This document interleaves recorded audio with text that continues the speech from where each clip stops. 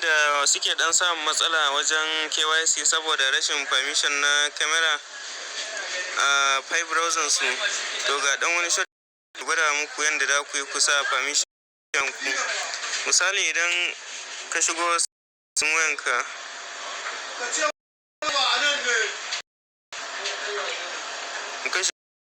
za ka zo nan ƙasa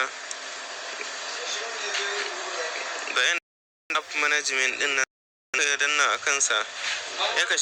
shan manager kenan ga default app, ga app setting, ga na uku permission manager a kansa zai yi maka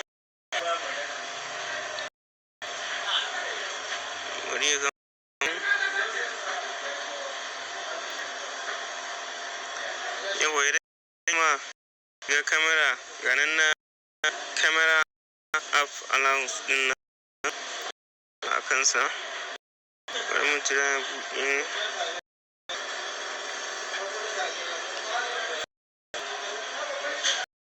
to ya ka duba ka nemi faifa a nan gurin kenan ka browser sai kan Pi browser ga nan camera for this app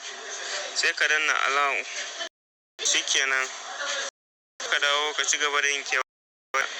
ko kuma za ka iya yin shortcut ma ta nan app din Pi browser ne kansa zai gwado ma rubuta jera akwai edit app info gesture to ya ka danna kan app nan kana app din zai ga notification ga ya ka fami ka danna ka danna gwada musu matsalar not allowed sun wannan zai wuce